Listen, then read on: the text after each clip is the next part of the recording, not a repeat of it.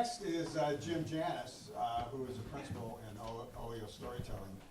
And Jim is a writer of poetry and short fiction.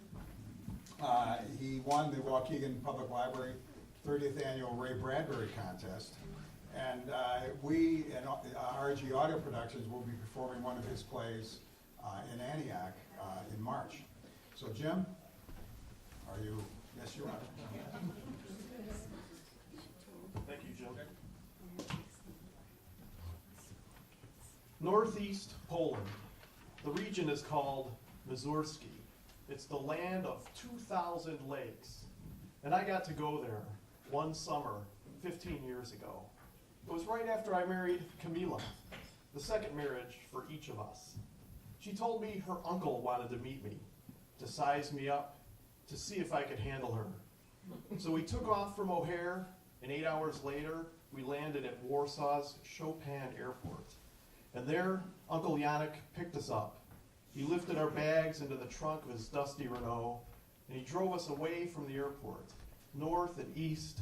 And as we got further north and further east, I could see out the back windows of the car, the great fields of wheat, the pine forests, and the beautiful blue lakes. Poland was exactly as I had imagined it when I was a boy reading the Teutonic Knights. In about 4 hours, we arrived at the hotel, and Uncle Yannick helped us check in and bring our bags to the room. And then we left the hotel with him to continue on to his place to meet Camila's aunt and cousins. But before we got into the car, we followed Uncle Yannick across the hotel grounds to a pier that jutted out into a beautiful lake, one of the 2,000. And there was a man renting boats for fishing, and Uncle Yannick spoke to him. Camila explained to me that he was asking how much per hour. Now, the guy renting the boats, he seemed about the same age as Camila, and they looked at each other, Camila and this guy, like they knew each other. Before this trip, I tried to learn Polish.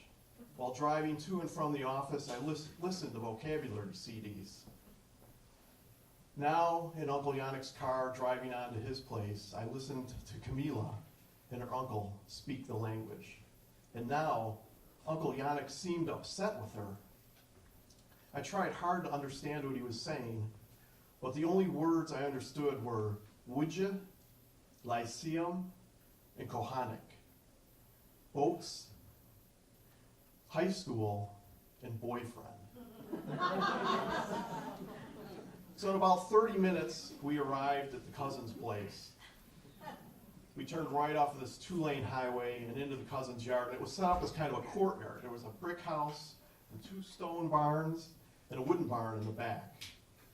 And Camila explained to me that the brick house was built around World War I, and so were these 2 stone barns. Well, and those stone barns were once used for keeping pigs. Well, out of the back door of the brick house came Camila's 2 cousins, Adam and Edek, shirtless, red from the sun, smiling, and each held a tall can of beer in one hand and a fishing pole in the other. And Camila looks at me and she says, "They're taking you fishing, I'll drive." So we all crowd into this tiny, red, 2-door Fiat. And I find myself in the back, squished between the shirtless Adam and Edek. And up front, Uncle Yannick gives directions to Camila. So she pulls out of the yard, and she turns left on this 2-lane highway, heading back in the direction of the hotel and the lake and the boats. But just 10 minutes into this ride, Uncle Yannick gives an instruction, and Camila slows the car, and she makes a hairpin turn onto this sort of frontage road. And this frontage road, it runs along the 2-lane highway on the right, and to the left is a great field. Well, soon that frontage road turned into a gravel road, and that gravel road turned away from the 2-lane highway and into the field. And then that gravel road became just 2 tire tracks with grass growing between.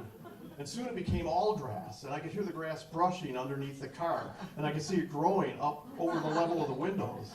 And at the point when we couldn't see anymore because there was all grass, Uncle Yannick told Camila to stop the car. So Camila stopped the car, and she looked over her shoulder at me, and she says, "You guys are getting out here." So I get out of the car with Uncle Yannick and Adam and Eddick, and then Camila calls through the window at me, the open car window, and she says, "I'll be back in a couple hours to pick you guys up." So then I watched the tiny red two-door Fiat disappear into the tall grass. So there I was, standing in the beautiful Polish countryside, ready to fish, but there was no lake, just a line of trees. And at that moment, I remembered this movie from 1971 called Straw Dogs. So in Straw Dogs, Dustin Hoffman plays a mathematician who moves from the United States with his young bride to her hometown in rural England. And the scene that I remembered particularly at this time was then when a group of guys from the village take the mathematician out to a remote field on a snipe hunt, while the bride's former boyfriend hangs behind to hook up with her. Well, I got woken out of this memory by Uncle Yannick calling, "Hutch, Jimmy, Hutch." So I walked with my in-laws through this line of trees, and on the other side, it was exactly the same. Another great field. The only difference was that here was a big piece of construction equipment, a backhoe. You know, this thing was yellow with big black tires. It had that loader in front and the scoop in the back. And next to this backhoe was a perfectly rectangular pond filled with black, stagnant water. And this thing was no bigger than an Olympic-sized swimming pool. So in this land of 2,000 lakes, this is where Camila's uncle and cousins take me to fish. So Cousin Eddick, he hands me his fishing pole and he walks away to just lie down in the grass. And Uncle Yannick, he plays the role of fishing guide, so he helps Adam and me bait our hooks. So then Adam and I, we move like a few yards apart from each other, and the two of us cast straight out, being careful not to overshoot the pond. So in about a minute, I hear Adam say something, and he's pointing at his bobber, and his bobber's twitching. So he sets the hook, and he reels in a small fish. This thing, it looked like a carp, but it was only a little bigger than a goldfish. Well, his catch triggered a big celebration among the in-laws. I reeled in my line, I had nothing. So Adam and I, we cast straight out again. And now Uncle Yannick's telling me something, like an instruction, but I don't understand. So again, Adam's bobber twitches, he sets the hook, he reels it in, he's got a second small fish. Another celebration. So Adam and I, we cast straight out a third time, and now Uncle Yannick's really giving it to me in Polish. He's like yelling at me. I don't understand what he's saying. Again, Adam's bobber twitches, he sets a hook, he brings in his third fish, third celebration. So Adam casts out, straight out a fourth time. Now this time I aim for Adam's bobber, and I cast diagonally, and I land my hook right next to his. And with this, Uncle Yannick, he rejoiced. Dobrze, dobrze. And now I figured out what he must have been telling me before. Like, look, you idiot. Adam's catching all the fish. Why don't you cast where he's casting? So sure enough, my bobber starts moving. I set the hook, and I reel in a small fish. Now they're celebrating for me. So then things kind of calmed down, and Uncle Yannick walked up to me, and he said in perfect English, he said, "I am Camila's godfather." And that meant a lot to me that he said this in English. So I looked back at him and I said, "Oh, that's very nice." And then he kind of wandered off behind me, and I looked back at my bobber. And then I heard from behind me,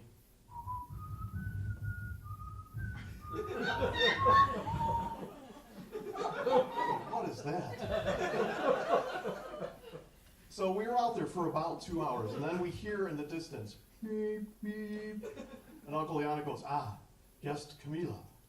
So we get our stuff together. Cousin Eddick gets up out of the grass, and we walk together through the line of trees, and there we could see above the tall grass the roof of the tiny red two-door Fiat. So we all crowd back in. Once again, I'm in the back seat, squished between Adam and Eddick. Camila drives through the tall grass, then the tire tracks appear, the gravel road, the frontage road. She takes a hairpin turn to the left. We're on the two-lane highway. 10 minutes, we're back in the yard. There, Camila's aunt was preparing a picnic, and near the brick house was a campfire with stumps around it for sitting, and one of the cousins was sitting there extending a stick over the flames, and at the end of the stick was a sausage. And then into the yard come Adam and Edic, and they've each cracked open another tall can of beer, and they tossed me an unopened one. And then Uncle Yannick, he's wandering over by one of the stone barns. And he calls over to me, he's like, "Oh, it's Jimmy, Hutch." So I walk over and I meet him in this open doorway to the stone barn. And then Uncle Yannick spoke and he gestured for me to step into the barn. So I step in and he steps in behind me. Now it's dark in this barn. There's some cracks in the wall, so this late afternoon sun is slanting in. It's giving me just enough light so I can see this wooden staircase that extends up to a loft. So Uncle Yannick spoke and he gestured again for me to go up these steps. So I start walking up the steps, and Uncle Yannick is following behind me, and then I hear,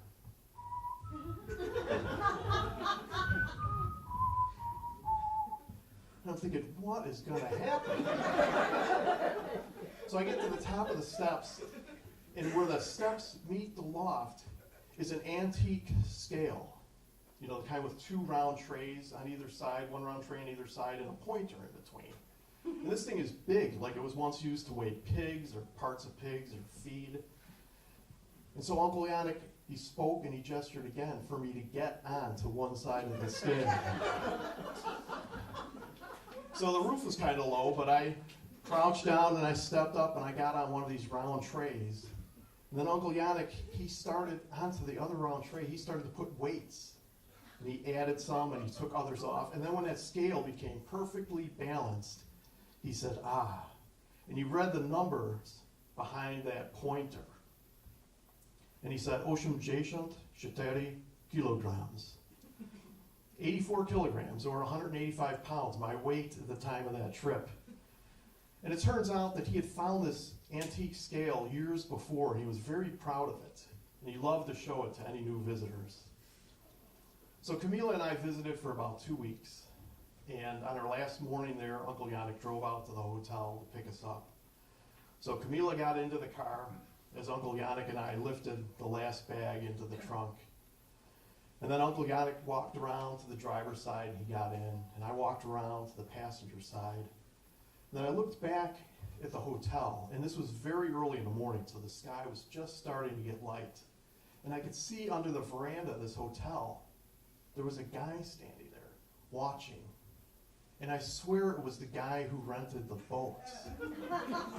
And he was standing there like he wanted Camila to see him, like he wanted her not to leave, like he wanted to be with her again.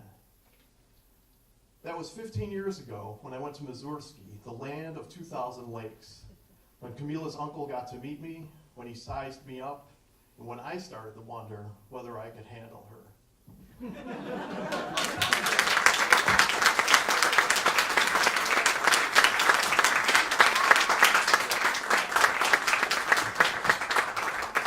Thanks, Jim.